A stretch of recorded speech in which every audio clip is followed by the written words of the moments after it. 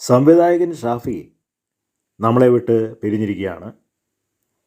മലയാളികളെ കുടുകുടാന്ന് ചിരിപ്പിച്ച ഒരു സംവിധായകനായിരുന്നു Shafi.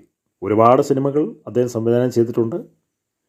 2001 one man show, 2002 Kalyanaraman, 2003 പുലിവാൽ കല്യാണം, 2005 തൊമ്മനും മക്കളും, 2007 മായാവി ചോക്ലേറ്റും, 2008 ലോലിപോപ്പ്, 2009 ചട്ടമ്പിനാട്, 2010 മേരിക്കുണ്ടൊരു കുഞ്ഞാട്, 2017 മേക്കപ്പ് മാൻ, വെനീസിലെ വ്യാപാരി, 2012 101 weddings, 2015 two countries, 2017 Sherlock Toms, 2018 ഒരു പഴയ ബോംബ് കഥ, 2019 ചിൽഡ്രൻസ് പാർക്ക്, 2022 ആനന്ദം പരമാനന്ദം. പല സിനിമകൾ ഹിറ്റായിരുന്നു. അദ്ദേഹത്തിൻ്റെ സിനിമകൾ ഹിറ്റായിരുന്നു. അദ്ദേഹം ഇത്രയും വലിയൊരു സിനിമാറ്റോഗ്രാഫി ചെയ്തിട്ടുണ്ടെന്നുള്ളത് ഇപ്പോഴാണ് പരസ്യമായിട്ട് പുറത്തേക്ക് വരുന്നത്. അന്നൊക്കെ ഓരോ സിനിമാ സംവിധായകൻ സിനിമ പോസ്റ്ററൊക്കെ വരുമ്പോൾ ഇത് എഴുതി വരുമെങ്കിലും ഈ പറഞ്ഞിരിക്കുന്ന എല്ലാ പ്രധാനപ്പെട്ട സിനിമകളിൽ അതിൻ്റെ ചുക്കാൻ പിടിച്ചത് ഈ സംവിധായകനാണെന്നുള്ളത് ഇപ്പോഴാണ് എല്ലാവർക്കും ബോധ്യപ്പെടുന്നത്. അതിലെ കല്യാണരാമൻ ഒക്കെ സൂപ്പർ ഹിറ്റ് സിനിമയായിരുന്നു. അതുപോലെ തന്നെ മേരിക്കുണ്ടൊരു കുഞ്ഞാട് ഒക്കെ ഒരുപാട് പേരെ ചിരിപ്പിച്ചിട്ടുള്ള ഒരു സിനിമയായിരുന്നു.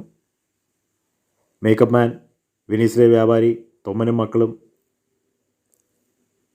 മായാവി, ഇതൊക്കെ വളരെ വാണിജ്യ ഹിറ്റ് നൽകിയിട്ടുള്ള സിനിമകളായിരുന്നു. അപ്പോൾ ഇതൊക്കെ ആണെങ്കിലും ഒരു ദിവസം നമ്മൾ ജനിച്ചാൽ ഒരു ദിവസം നമ്മൾ മരിക്കണം. നമ്മൾ ഈ ലോകത്തിൽ എന്തൊക്കെ നേടിയാലും, എന്തൊക്കെ പ്രശസ്തി നേടിയാലും, എത്രയൊക്കെ പണം ഉണ്ടാക്കിയാലും, എന്തൊക്കെ സംഭവിച്ചാലും, ലോകത്തിലെ എല്ലാ രാജ്യങ്ങളിലും നമുക്ക് സ്വത്തും മുതലൊക്കെ ഉണ്ടെങ്കിലും, ലോകം മുഴുവനും നമ്മളെ പ്രകീർത്തിച്ചാലും, നമ്മുടെ പേര് ലോകത്ത് സുവർണ്ണ ലിപികളിൽ എഴുതപ്പെട്ടാലും ഒരു ദിവസം നമ്മൾ മരിക്കുക തന്നെ വേണം. കാരണം ജനിച്ചാൽ പിന്നെ മരിക്കണം.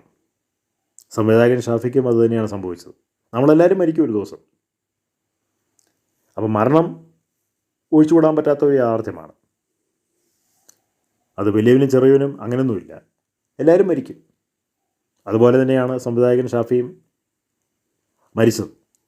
പക്ഷേ ഒരു യാഥാർത്ഥ്യമുണ്ട്, ജനിച്ചു വെറുതെ മരിക്കുകയല്ല.